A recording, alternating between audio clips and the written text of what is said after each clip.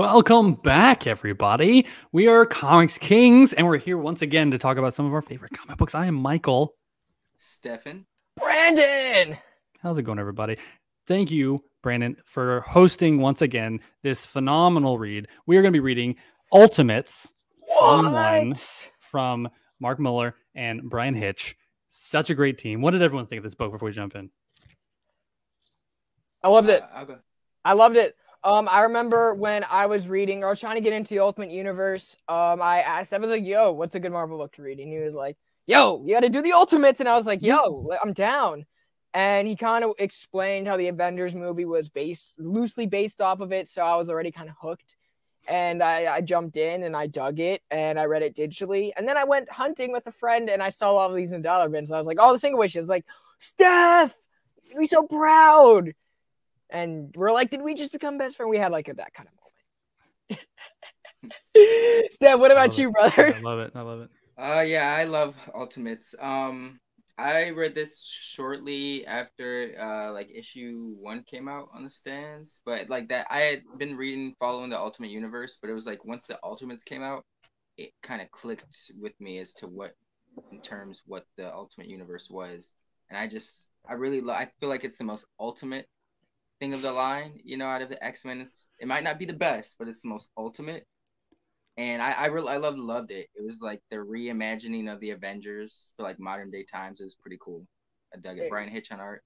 Can't go wrong. How can you go wrong? I agree. For everyone to join it, the Ultimate Universe is a universe all by itself. It's not the main 616 universe, which is what everyone currently has been reading forever.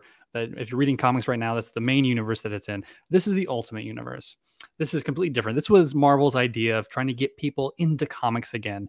There's just so much comic books and so much history, so many stories that a lot of people are having trouble getting into comics. And this was kind of Marvel's idea by literally starting over.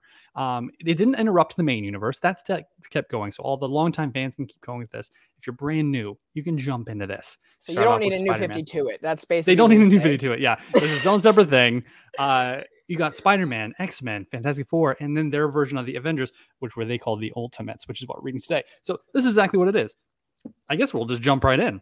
Oh yeah, let's do it. And guys, make sure you like and subscribe to the video if you love these walkthroughs. If you haven't read it, the link to get it is in the description below. Always make sure to contact your LCSC if they have it. If not, check out the link in that description. Thank you guys so much for joining us.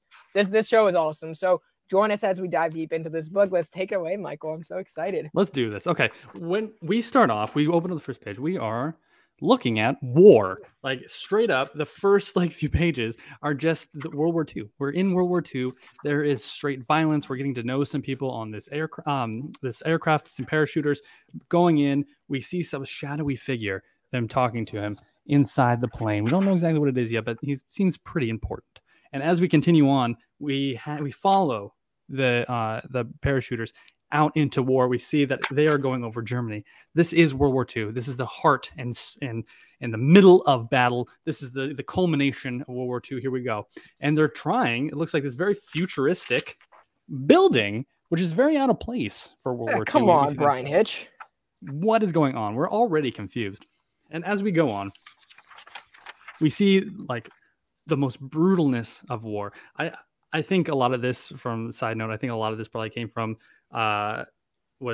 Spielberg's Saving Private Ryan came out a few years before this, and so it was just very brutal. And I'm getting very similar feels to this, so it's very intense. You're showing the massacre of what the soldiers had to go through fighting this brutal war, and we see people dying left and right, friends, and then as we continue on the story, they're trying to push forward. They're soldiers in the middle of war. They need to take this building. They don't know even what it is, but they know it's bad because the Germans have it. The Nazis have it. This might be a really bad side up, but the Clone Wars episode where they're trying to invade Genosha for the second time again, and they're just getting shot down. And totally. That's what I got here. That's what I saw, but I also saw World War Z in the back of my head too. If you guys exactly, have seen the movie as well. Exactly, and that's kind of what's really great about this intro. We jump in with the soldiers, right? As the soldiers are leaving the plane, parachuting into war.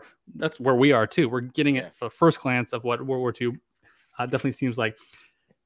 They're being overrun, but out of nowhere, right when they think all hope was lost, we get Captain America, telling them to push forward. That's keep going. America's ass. That's America, right? And they keep pushing forward, and we know we got to take this building. We don't know what it is, but we got to keep going.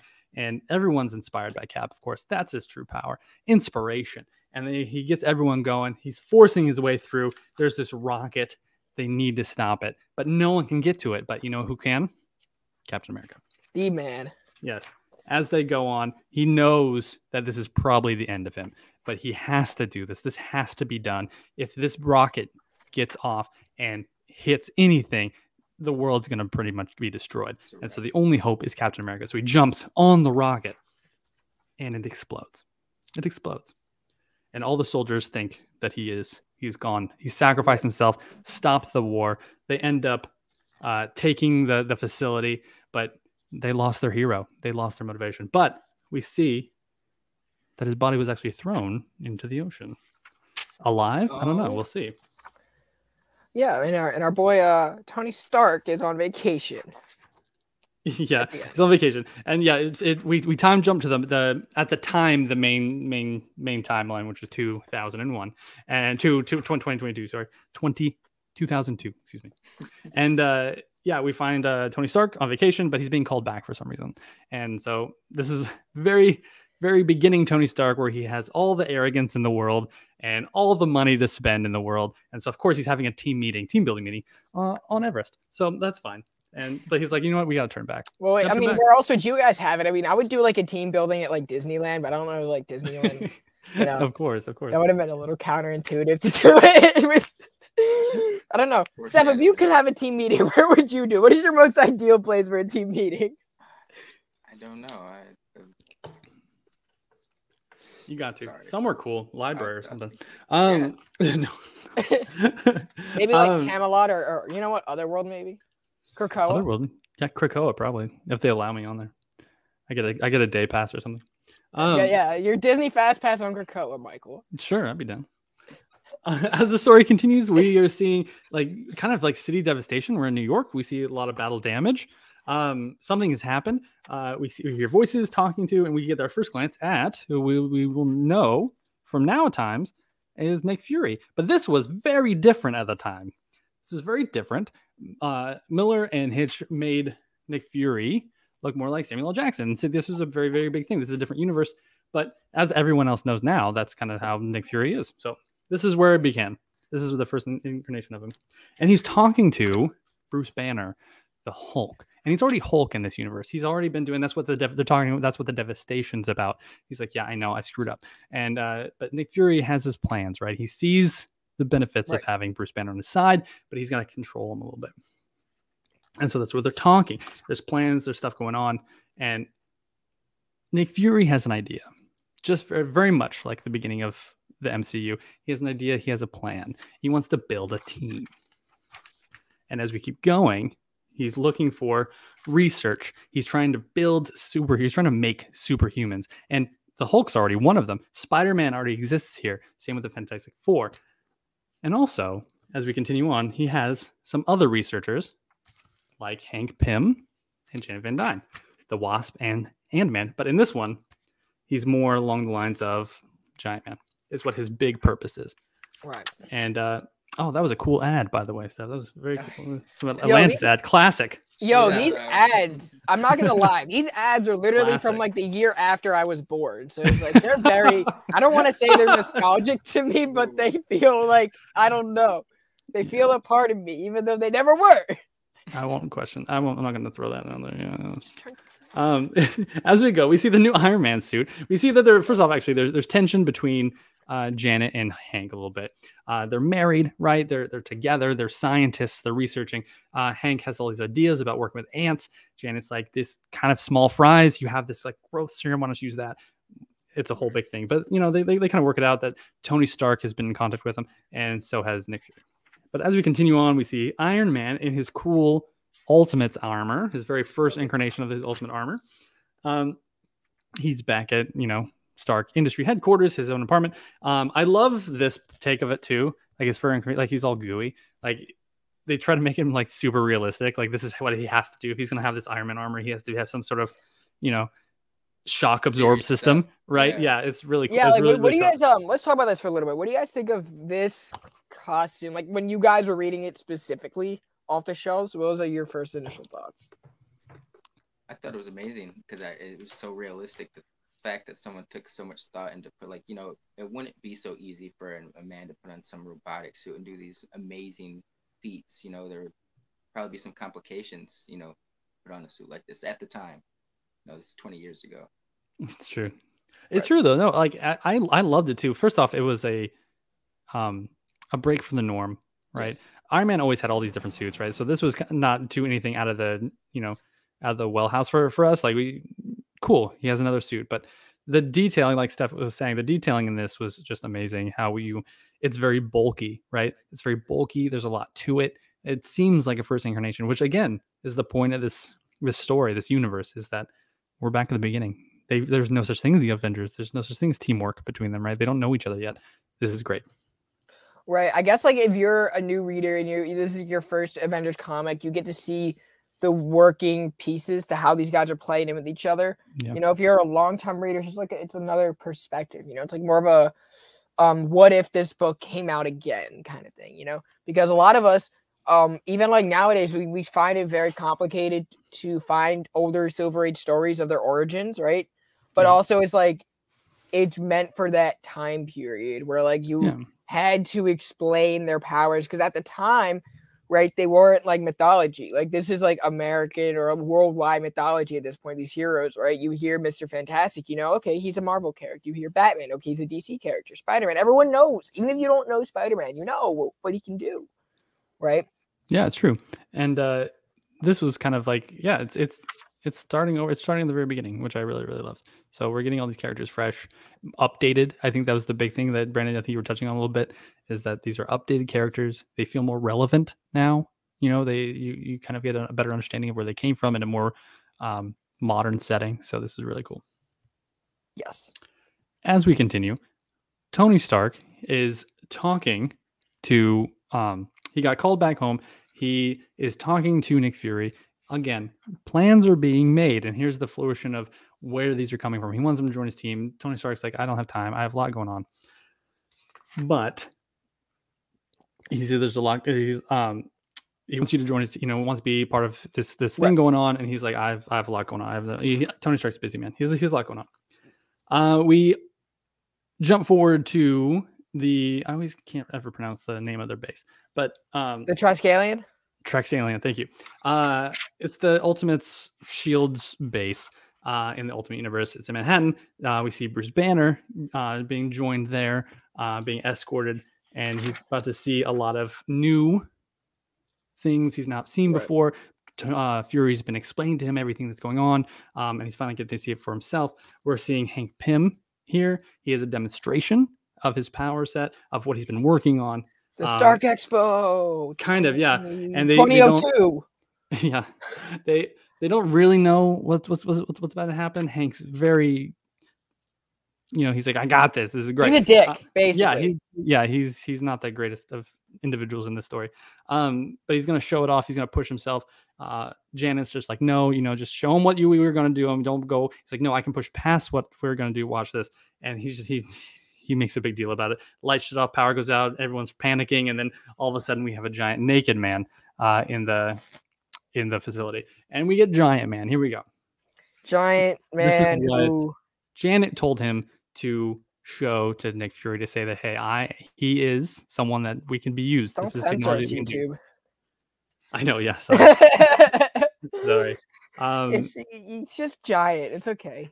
The big friendly giant. Yeah, Actually, he's not that friendly. But he's giant, that's for sure. And then they show like it's a big success. He grew bigger than they ever thought he was going to. Hey yo, is that Bruce Banner is kind of impressed, but then everyone was like, "Well, your guy is terrible, so you should probably be quiet." And so he's like, "Yeah, you're probably right. Sorry, uncontrollable." I love how we get like little Hulk flashes in here. Yeah, like he's like thinking, like it's like in a subconscious. It's just like, what's it? What am I looking for? Like lash out. Yeah, exactly. Yeah, people are like poking at him, and that's kind of us seeing that, I don't know why you would do that to the Hulk, but especially this universe Hulk. This universe Hulk is not not friendly. He's not like the other ones. When we get to it, I want to talk about the iterations of Hulk we've seen up till now, and this one's my favorite. This one, okay. This one's your favorite. Okay. This one's my favorite. He's pretty intense Hulk. We're seeing that Banner he's trying to say that he also has a lot to offer Fury with what's going on, and something's happening. And Nick Fury tells him that we've kind of found Captain America. We found him in the ice, which was a big deal because throughout the beginning of the story, the research behind it is that they were studying what made Captain America so they can replicate it. That was the big thing. That's what Bruce Banner was doing in this universe. That's what Hank Pym and Jan Van Dyne were trying to be doing, different ways to do this. That's what he wanted Tony Stark to do, but he was too busy. And so, Steph, what did you think of this moment or this issue as a whole? This issue with the Hulk? Yeah, as a whole. Oh, I liked it. I loved it. It was we hadn't like Michael was saying, it was the whole race for the superhuman, the superhuman arms race, essentially, like who's going to create the first superhuman. Right. Yes. It's super good. But yeah, as we continue on, we see Hank Pym and Janet Van Dyne. They're testing out the suit, seeing how big they can get, see how long he can stay that big, right? And they're kind of testing out everything. And as they also get a call saying that, hey, from Nick Fury, we found Captain America. This is a big thing. Captain America is not dead. He's actually alive. We're defrosting him now. He's going through the microwave. He's still alive. This is kind of crazy. And he looks just as young as back in the day. And Tony Stark and Nick Fury are there at the medical facility as he's being thawed and being woken up, right? Excuse me. And he's slowly starting to wake up, and he's seeing the doctors, and they're talking to him. He's like, welcome, this is part of S.H.I.E.L.D. And he's like, why am I being restrained? He's like, it's just for your safety, Captain America. It's just for your safety. What's going on? The war was over. We won. And then Captain America's like, hey, how long have I been out? If Fury's like, a long time. How was it? He says 57 years. 57 years. And Captain America just goes nuts and starts taking people out. Gosh, he goes nuts, man. Left and right. And they try to take him out with tranks. He's blocking it with bedpans. He's throwing people through doors. He just goes nuts. He doesn't believe a single word they're saying. He's like, I'm obviously captured. I need to get out of here. I'm not going to lie. When people are talking about like Millar in this or as a career, right? His best work, his best dialogue is probably in this book. This story is very dependent on Millar's dialogue and then Hitch just like landscaping this universe. I think, Brent, I think that's the strongest part of this book is that what you were saying with Hitch's art, I think is the scope of his work is just phenomenal in this story, and how when it continues on to Avengers 2, Ultimates 2 as well, like the way Hitch has such a dark tone, but it's so, I don't know, it's the most detailed work I've ever seen of Hitch's career. Yeah, and y'all coming at his so Venom. Good. Read this. I know. Yeah, his Venom is ridiculously good. But this is definitely a whole nother level that I've never seen him do before. Right. And he's already at another level. This was just not compete worthy. You can't compete. Yeah. I want to say this is like my favorite Hitch work. Like, I don't want to say the pinnacle, but it's definitely some of his best. It's definitely mine too, Steph. Yeah, it's definitely mine too. I haven't read or I haven't seen all of his art because like artists like switch around and everything, but I liked him and I really did like him in this. I like him in Venom. I've liked him in Justice League. Oh my gosh, what else did he did some issues of Hawkman that were dope, man. Yeah. You read Authority? The Authority. Oh yeah, Authority. I need to read that, yo. The people in my LCS, they're always like, we're putting this in your poem. I'm like, not this week. They're like, putting this in your poem, not this week. It was like a precursor to the Ultimates in a lot of ways. Like all the Wildstorm stuff. Skill. Yeah. Yeah, I definitely have to do that one of these days. So it's worth it. It really is. Yeah, the Authority is amazing. Did Michael just say it's worth it? Yeah, it's worth it. Michael, there you go. Hey, yeah, but I'm gonna get to that 100%. As we see, Captain America is going nuts, right? And as we continue on the story, ridiculously cool. He's busting through windows. He's trying to make his escape. Then out of nowhere, A giant hand just crushes him. Hank Pym is here to save the day. He's being very arrogant about it, as always. He's like, look what I can do. See, I can do stuff.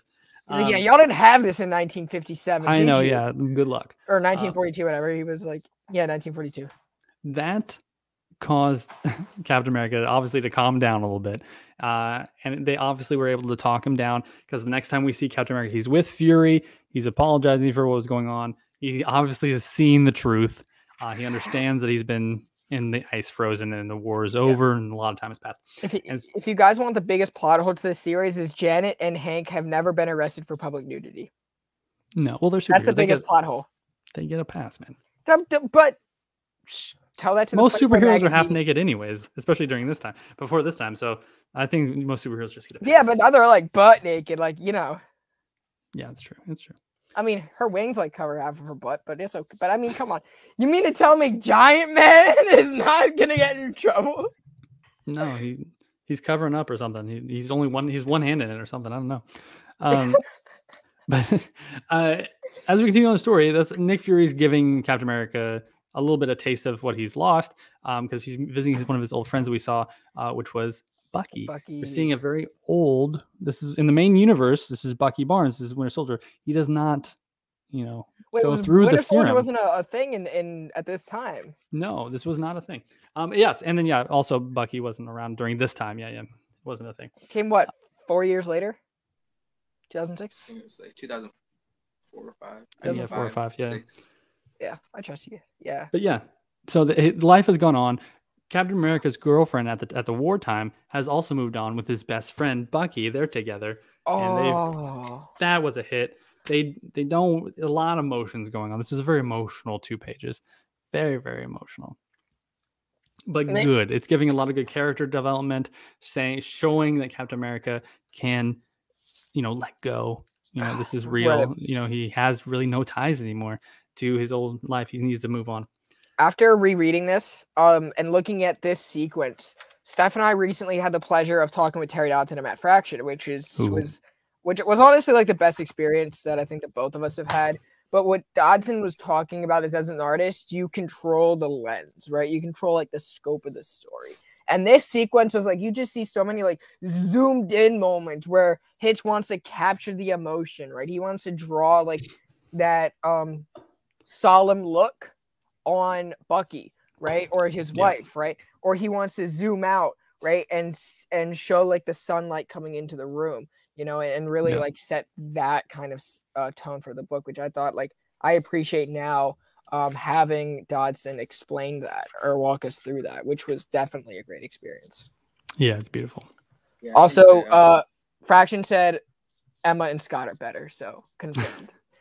I think the whole visual look for this book was definitely like, how would we make this? How would the Avengers be shot or made as a movie at the time? Like, could have taken, this was very Hollywood, action blockbuster-esque, and I think that was in mind. Like, how would, if this was a movie we're making, what would be the angles, the camera shots we're taking while filming this? Yeah, totally. It's also like the big grand scale book. Yes. Everything big, universally, like universe changing happens in the Ultimates. You get all the individual characters, and Spider-Man has his own, the X-Men have his own, Fantastic Four has his own, right? The Ultimates, even though this is the only place you get Thor, Iron Man, and Captain America, right? This is the big universe scaling problems happen here. So the art is reflecting that. It's big, grand scale action, adventure. The scope of the scenery is amazing. Yes, the scenery, the change of scenes, everything is. I love this damn book. Y'all gotta read it if you haven't already. Should definitely read it. As we continue, we see Captain America, like I said, coming to terms. This scene I love. Coming to terms with where he's at, what's going on, and that he's ready to fight for America once again. Yeah. And scene change, and we're going to a party. People obviously know who Nick Fury is. He's a very well-known spy now. He knows what he is. This is their base. They're having a big event going on. See the old president right here, just George W. Kind of give you an idea of where the book was at the time. But I also like, there he is. There's Bush. Yeah, I also like when they do this. Like I said, this gives you a little bit more realism. This came out at the time when he just became president. Like, cool, yes. He's president in this universe too. Like, it gives you more foundation of where you're at in the world and kind of brings you into the story a little more. Right, Like, and oh, kind of okay, like what cool. Steph said, like a blockbuster movie, Hollywood type vibes. Exactly. And because of this is where we get to be introduced again to the actual new Captain America. He has his new uniform. He's ready to serve. He's ready to do the work that America made him for. Here we go. Hell yeah! I love the outfit. I love the costume design. As do I. I love the Ultimates costume designs. I really do. I really like this. I really like these universes. I think Brandon was telling you before we jumped on, like, there's a lot of criticism for the Ultimate Universe, especially the Ultimates, and I think it's valid criticism. But I think the pros outweigh the negative a little bit. What is the criticism? Because it can be vulgar. It can be Edgy. yeah, it's a little. People are complaining it's like a little too edgy. That it's just using it for shock value. Right. That the story doesn't is dependent on that edginess kind of thing.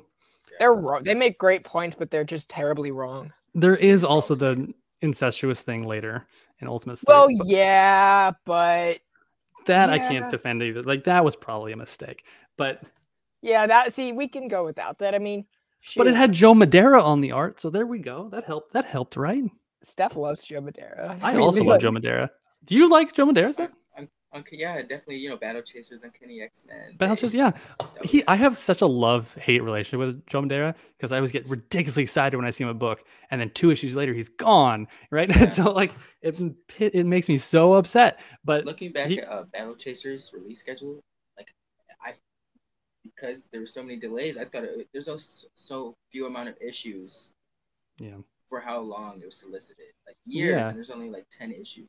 Because I followed him when he was like this child prodigy, artist prodigy, right? Because he started off super young at Marvel, and he was on X-Men. He was given a mainstream X-Men, and that's what got me through the '90s was Joe Madeira X-Men run. And so I love his work, I love his style. But now he has his big passion is his video game stuff. And so he only does a comic book whenever he needs money for his video game stuff. And so, it's so frustrating, but I always take it. I always buy everything he is. I honestly need to read Joe Madeira because he's not someone I've heard about him. I've read him in bits and pieces, but I've never sat down and focused on a book that he's written per se. So I definitely got to do some catching up. But what I've seen, he's great. So yeah, I mean, he's very stylistic. He's very comic book artist. His style really works only in comic books, right? He's very very stylized, but I love it. If you guys are speaking highly of him, you guys have excellent taste. There we go. That's why we're talking about this book, and not Heroes in Crisis.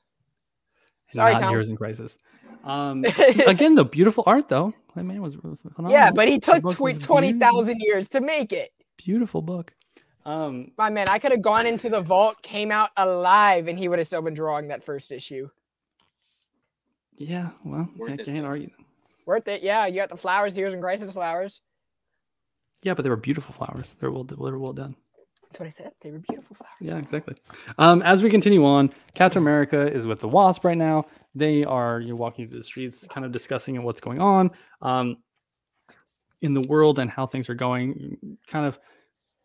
She's kind of like his chaperone a little bit of what's happening through the world. Yeah. Am I good? Yeah, cool. Yeah. You're I was skippy for a second. As we continue on, we're back at the Shield base. We have Betty Ross and we have Bruce Banner here. They're kind of Bruce is kind of being overshadowed, and he's not liking that, for his success, which actually turned into a monster, but he still believes that it can be helped, it can help the world. It's something huge that needs to be talked about more because people are all super obsessed with Giant Man right now because he's super flashy. Because he's giant and naked. They got him a suit now, though. That was good. Nice. Now he's not naked. With him. The suit grows with him. They were able to make a suit, so that's fine. I mean, that's better. Now they don't have to be arrested for public nudity. It's true. But as we continue on, we move to Norway. Why? We're about to find out. We see Nick Fury exit this helicopter, and we see this blonde man sitting by this fire. But what's going on with this guy? As we discussed, we see that he's doing a protest, and Nick Fury wants him to leave, and this gentleman's like, no, make me. And we discover that he claims to be Thor. He's the All-Father of Europe?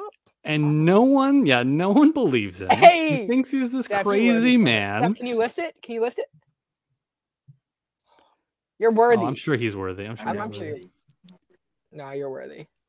Yeah, and he's showing that he's like my powers are neither mutant nor machine human. He calls them human. They're from Mjolnir, and then he calls down lightning and rain.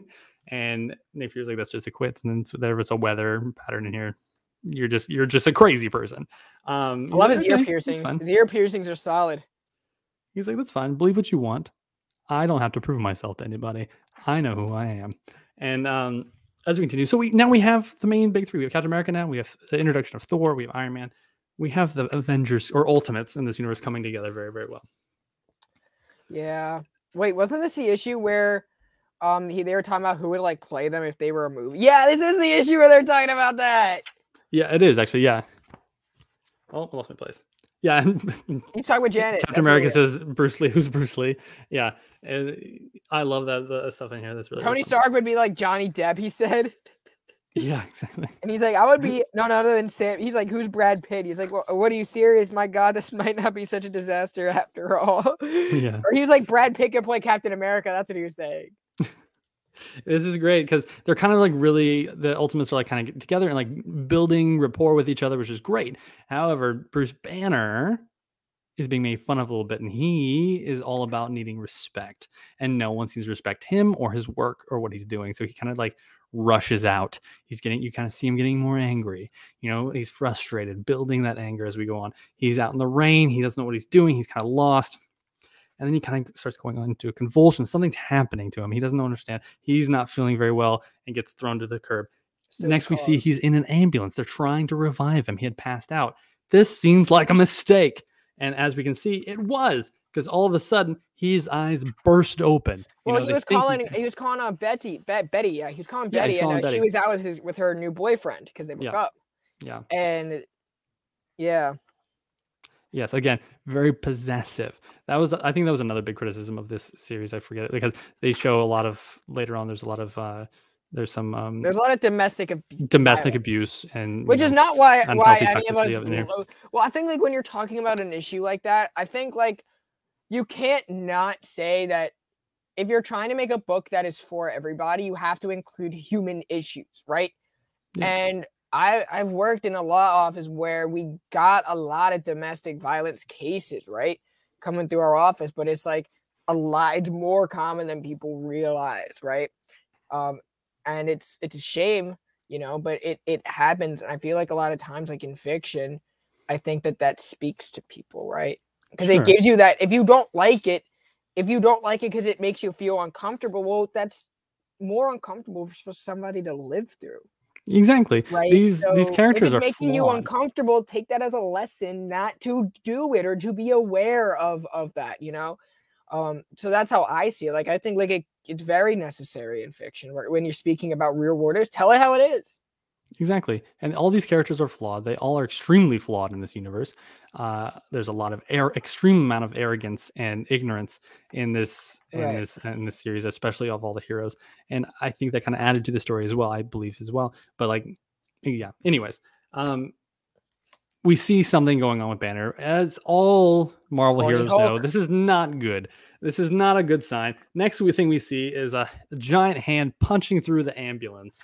And we get a distress signal. We get a call. This is like the first big team up of the Ultimates. Here we go. They get all suited up. We have Giant Man. We have the Wasp. We see Iron Man here, Captain America. And Hulk is horny for Betty. Yeah, we've seen so many iterations of Hulk like throughout the years. Like we recently have Spaceship Hulk. We just had like Immortal Hulk too. We had like Gray Hulk for a while. We've had like a Gladiator Hulk. And in this one, we have my favorite, and that's Horny Hulk. And he's just sexually frustrated. There's nothing else to it. Yeah. Horny Hulk for the win. Yeah, he's kind of like he's my least favorite Hulk. He doesn't do anything. Horny Hulk, come on. Horny Hulk, yeah, he's unstoppable. At least he's pretty Hulkish. He's going after Betty, you know, because again, he feels like she's hurt his right. She's the Hulk's. And so the Ultimates were sent to stop them. And we got Bruce Banner. We got Giant Man trying to stop Hulk, right? And he's, again, being arrogant. He stopped Captain America. No problem. This should be easy. No, he pretty much just kind of rips through his hands and like punch. We're dealing with the Hulk here, and so. And he's really taking him out, really pushing him and throwing him through buildings, throwing Giant Man through buildings. And Giant Man's freaking out because it looks like he's about to crawl into his mouth here. This is ridiculous. You always make Banner look like an idiot in front of Betty Pym. Yeah. I mean, I love it. Yeah, he's very angry and very petty. But then we get Petty Iron and- Man. We yeah. finally get Iron Man going through, tossing him around. But even Iron Man isn't probably like going to be able to stop him at all. The Hulk just rips Iron Man's helmet right off. All Tony's gadgets are not working against the Hulk. It's just making him angry, which if everyone that knows Marvel knows, it's just making him stronger. And as they continue, he throws the Hulk out to try to save himself, last-ditch effort. And he's confronted by the Wasp, and the Hulk kind of stops for me because he's super confused. He doesn't know who this woman is. And but kind of mesmerizes him a little bit, kind of distracts him. And then the Wasp is called away because Captain America's here. He's like, move, I have a tank now. Let's see what this can do. But of course, it's the Hulk. It's not going to do much to him. So Captain America uses as a distraction. He gets out, and Captain America just lays it out on him. Just every little thing Cap can do. He's faster than him. He's trying to throw him off his game, but it's the Hulk, man. How can he really stop this? And he's trying ridiculously hard, as much as Captain America can do. But at the end of the day, Hulk just palms him into the ground, yelling into his face. And I think everything Nick Fury threw at him can't be stopped. Can't stop the Hulk. What are they going to do? Right before the Hulk is about to smash Captain America's head in, he's thrown back by lightning. And they did this in the movie with Thor. Yes. Mjolnir. Yes. And if we're going to talk about favorites, this is my favorite Mjolnir. I love the ultimate hammer. I love it so much. I really do. And Thor just lays waste to the Hulk. He's just going, he can finally let go. He can see that, the Hulk can take it. So he doesn't have to hold back anymore. Here we go. Steph, is this your Mjolnir too? I like this one. It's fun. Half hammer, it's half cool. axe. It's the look.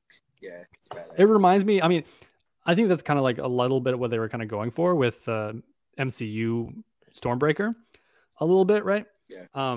But the ultimate one's more clean. It's one whole hammer instead of Groot. I like what they obviously the movie was great, and I like what they did with it. But Mjolnir in the Ultimate Universe is very much like axe hammer, like very much like Stormbreaker from MCU. Yeah. Speaking of Groot, I saw I was looking online for a TikTok series that was requested for a part 2, and I was like, weird Marvel merchandise, and I came across a baby Groot cutting board. I imagine cutting vegetables on baby Groot's face. That's just that's not how you go green. That's not how you help the plants or save the trees. Because that's what he is. Do better. That should not have been a thing. Yeah, that's true. But Thor is again also going to have trouble a little bit with Hulk, because the moment Hulk gets pissed, he's just going to get angrier, and if he gets angrier, he gets stronger. And even a God of Thunder himself is having trouble with Hulk, and he's just going on this vicious rampage. He stops both of them. He picks Captain America up again, who's trying to stop him again. Throws him. He can see Betty in the helicopter. She's going after her. Right. He's jumping up. He's trying to get at her. They're trying to escape. But we see that. Where'd the Wasp go? We find out where the Wasp goes. She went smaller and went into his ear, into his head to try to knock him off balance. And so she keeps going further in. Ooh. She's going further. Yeah, she's going into his brain and to kind of knock him off, and gives him this huge headache. He lands right back onto the docks by the river. You say that his ear was a little buzzed. Oh, look at that. Aha! It's true. We see that it's the next morning, and Banner's just like, no, please don't hurt me. Don't hurt me. Don't hurt me. Like just this little coward of a guy. And he's confronted by Captain America, who is also angry at this point. And Cap just kicks him in the face to get him unconscious. And right? also Bruce is naked, because there's a lot of naked Bruce is people also in naked. here. Yeah, That's the most naked Marvel book I've seen.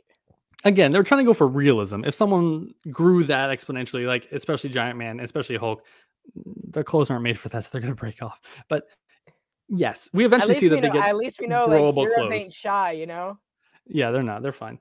They'll just get up and do the next day. It's true though. We see the next morning they had captured Bruce Banner again. The world had seen what Bruce Banner can do now, right? This was in the middle of New York City. Or are we doing 1 through 6? Or are we doing 1 through 12? I don't think we specified. Oh, What does your trade collect? I 1 through 6. 1 through 6. All right, let's do that then. Yeah. I don't have my other one with me. We'll do part 2 some other time. Yeah. Yeah. Y'all got to stick back for later. Yeah. Well, sure. How do you recommend? That's how we clickbait you guys. The end half of the series is ridiculous. Of Ultimates Volume 1 is ridiculously good. But as we see, there's so many hurt people in New York. The Hulk had caused so much collateral damage, throwing heroes through buildings, the heroes throwing Hulk through buildings, him smashing everything he can get his hands on. Just the collapse of Giant Man alone probably took out like 3 blocks. But we see that he's all caged up, sedated by him. Bruce Banner is all caged up, sedated. It looks very similar to the cage of Avengers 1 on the helicarrier. Like that he was, Loki trapped Thor in. There's one that's all round, glass windows. It looks very, very similar. But at the same time, all that damage, all the scared people, all the hurt people, was that. But at the same time, the people saw that the heroes existed. Yes. They're now inspired. They see that extraordinary people are here to save them, and so this is all of them being interviewed and seen publicly. That we're a team. We can do this. We're here to help you. We're here to help you people. And they're being interviewed and they're on talk shows and news broadcasts now. And then Nick Fury's like, yeah, this is kind of what I was hoping for, and they're talking together. The big 3 meet: Captain America, Iron Man, Thor. They all meet to kind of, have this kind of introduction, real introduction to each other. Be like, hey, we can do this. We're a team. They're at, Tony Stark's manor. They're just kind of be like, hey, we can be buddies. We can save the world. Yeah, right? Guys, we have our egos, our attitude, and our money. We got this, right? Yeah. That's Tony Stark in a nutshell. That's Tony Stark. Janet and Hank are running late. Janet's saying, hey, what are you doing? We need to go. We're supposed to be at this meeting with all the heroes. We're supposed to be there. Hank he's pissed, man. He's ridiculously upset because he was embarrassed. He's the one doing the embarrassing the entire time. Remember, throughout this series, everyone was impressed by his invention. Everyone was all about Hank and his Giant Man, but he was no help with this at all. Bruce Banner, the person he was making fun of the entire time, destroyed him with the most of ease, and he didn't even help out the rest of the fight. He was taken out at the beginning, never joined in the rest of the fight. Yeah, he has largest ego, but also the most fragile. Exactly. Ooh. So he's upset. He's working on his Ant-Man helmet. He's just like, this is kind of really what I always wanted to do anyways. This is the better invention. This Nick Fury's stupid. They don't even know what they're doing. And Janet's like, come on, man. This is what we need to be doing. We're now heroes. People know us.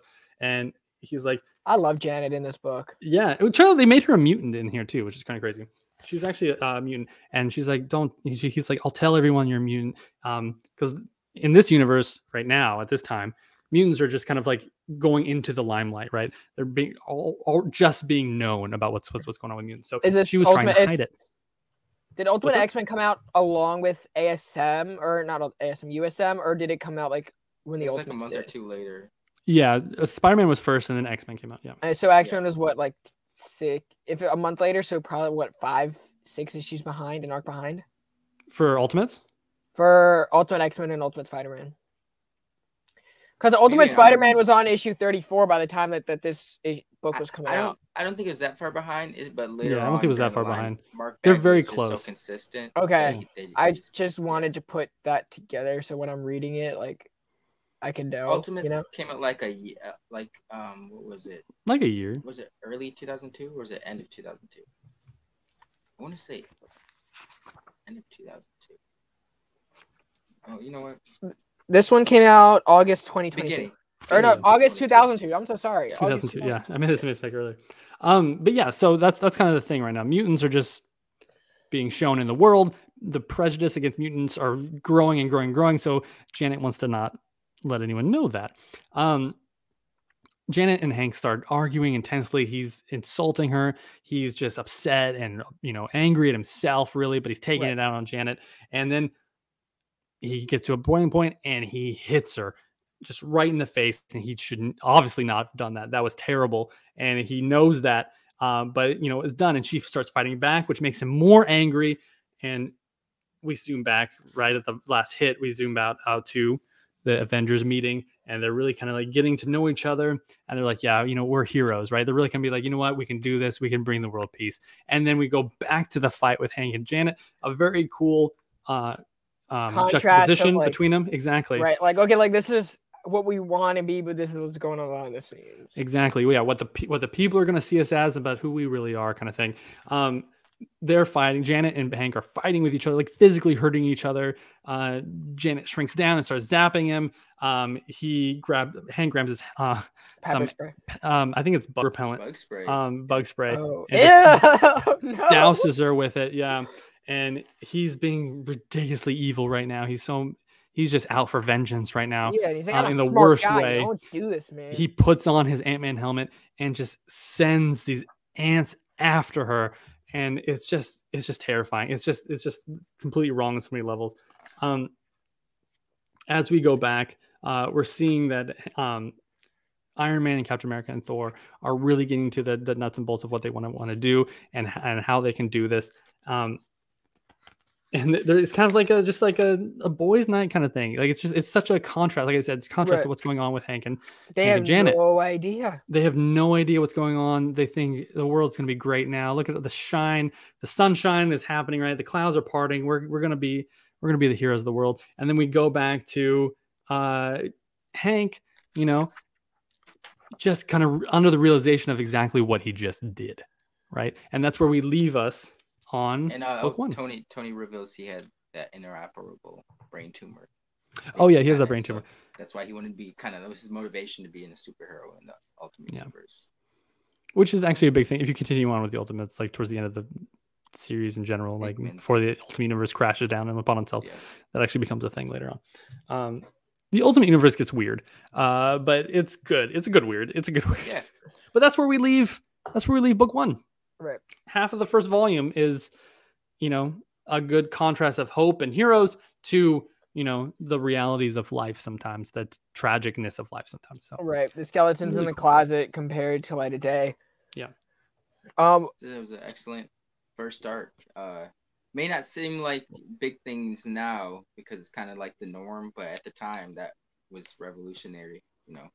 Pushing the boundaries. It really was. This was a big. It had a lot of shock value for sure, and that was the point.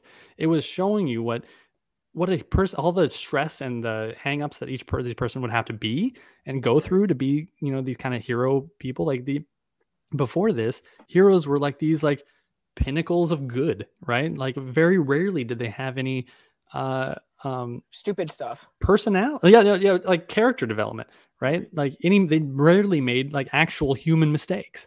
And this book is full of them making actual human mistakes. Right. And that's like a good way to grow, right? You start from ground zero, you work your way up. You know, that's how a lot of us started out.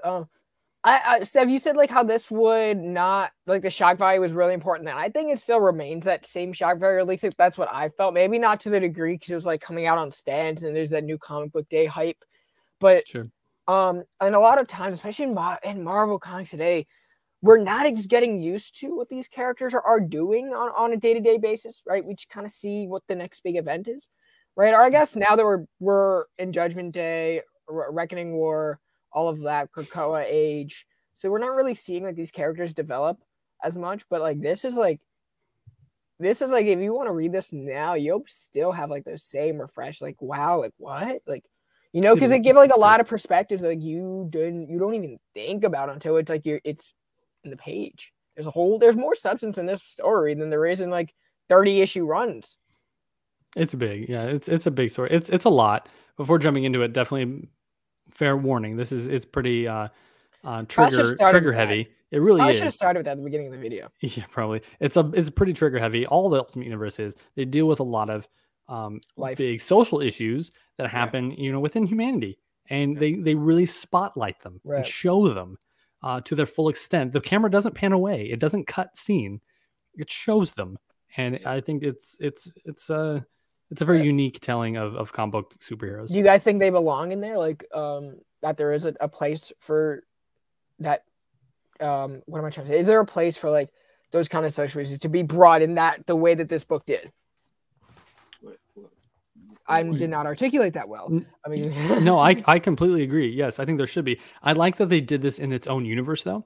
I think comic books and superheroes need to kind of have that a little bit unrealistic show of hope, you know, that they can unrealistic as not in hope, but unrealistic view of like what a human being is. They need to have that kind of sense of hope to them and to the reader as well. And I think this one, I like that they did this in its own universe, right? You can do this without losing the Captain America that gives you and truly does inspire you in the main 616 universe, right? This is a really good story. It's spotlighting stuff that need to be spotlighted to show that how violent and terrible a lot of this stuff is, and that they are humans, right? They're human beings, but we still need to have that kind of like good natured hero. Didn't really hear the question entirely. Do you think that this sense of realism in this book should be done the way that they did it, right? Especially like because this is essentially a children's book, right? Comics are made for children too. So it's like, what are your thoughts on the social issues being brought to light in this situation? Well, this does have parental advisory. Oh, my bad. Rated T for teen. Parental advisory. At the time, you still had like I feel like the way the Ultimate line was ran is kind of bled into regular 616 Marvel in a lot of ways, in Civil War and stuff like that. But I don't mind that it happened. Like at the time, this was a completely separate line. So if you didn't like all that graphic, real stuff, you still had yesteryear's Avengers, things like that nature. So right. Who was writing Avengers? Who was writing the main 616 Avengers? Was it still Busiek and Perez? No, it wasn't. Busiek was coming off of it, and it was Johns was picking up from him. Oh, then maybe it was because I think John started around when this 2003. Oh, Italian Avengers disassembled. Around there. I don't think we're at Bendis yet. No, Bendis was 2004. That like led right into New Avengers. Yeah. Like yeah. Okay. I know it went Busiek, and then Johns had his run, and then it went to Bendis, and he ended it. Started. Then it's probably Johns. Yeah, this either Busiek just ended and Johns was picking up, or this is right in the middle of Johns. Okay, yeah, I'm just trying to gauge the time period because I know a lot of other people. What would you guys rate this book out of 5? Out of 5 backlog, what would we give it? Steph, what you giving it? I'll give it a solid 4 out of 5. It used to be a 5 out of 5 for me for the longest time. I do feel like the dialogue is a little dated. Like not the dialogue, but some of the references and stuff like that. It's very of its time. But it's still very enjoyable, and it's a fresh take on superheroes you're very accustomed to, like a very unique take that you don't see too often. Agreed. I agree, you, Michael. What would you? Yeah, I agree. I honestly almost the same answer. I used to be a 5 out of 5, but I think a lot of it came from a lot of like ending of my teen angst years. So now that I've had more of an adult perspective on it, I definitely would probably put it more of a solid 4 out of 5. And same reasoning as Steph. Steph pointed out everything perfectly. So right, I'm gonna echo both of you guys. I'm gonna keep that same 4 out of 5. I think the last part bumped it up a little bit for me. I really do like superhero comics that have that realism because it shows that it shows that this is why we need heroes for like everyday life too, right? We need someone to look up to, and we also have to realize that not everyone is perfect, no matter how big of a spotlight other people tend to put them in, right? Even in our daily lives, there are people that like we work with or we see on a daily basis that always hold that spotlight, but they're just as flawed as the person under the gun in this scenario, Bruce Banner, right? Yeah, Hank Pym was just as flawed, and we saw that at the end. So, I guess like a good. I always like to talk about meanings in the book. We always like to go over that thing. Like just be mindful of always what's going on, right? We're all human, right? So forgive, forget, move forward, learn and grow. Kind of go back to base. Go back to basics and always remain true and understand that you are just as flawed as everybody else. Compassion. We need compassion for each other. Yes. And that's what makes it teamwork. That's what makes like a family work, if you want to bring it to that too. Cool. I think that's great. All right, guys. Well, thank you very much, Brendan. Again, thank you for hosting this Avengers. Ultimates. Volume 1. You guys. Mark Millar, Brian Hitch. Ridiculously good. Thank you guys. Thank you guys for joining us today. As always, Steph, Michael, you guys are great. I love doing the show with you guys. This will be Friday. We're gonna do this at 1 p.m. Eastern time, so make sure you guys stick around for the drop, like, subscribe for more fun comic book content. We just had an interview with Steve Orlando. Before that, we had Fraction Dotson, which we touched on earlier. Weekly Wrap Up is our live show every Monday, 8 p.m. Eastern Time. I don't think we're going to be on this Monday because we are going to be on Comicories, which is a fun game show that Bryce and I are going on as a duo, right? So we're going up against other people in the comic community. We're going to win. Dominate, man. Hell yeah, we're going to win. Represent. The crown is heavy on our heads, guys. Other than that, catch Michael on TikTok. He's dropping great content every single freaking day. Catch Steph on IG because he's always dropping gems that you need in your collection, and so do I. But that's not a joke. That's not a joke. My wallet hurt. My wallet doesn't like Steph, but I love Steph. So I just scroll through the books, like just for half of them are you like, oh, that's awesome. I have that. Wait, I do not have that one. Gotta get it. Gotta get it now. Thank you, sir. Right? God damn it, Steph. Why you do that to us? What, don't you have like consideration for our money? It's not intentional. It's not. No. But yeah, guys, definitely check out these two gents as always.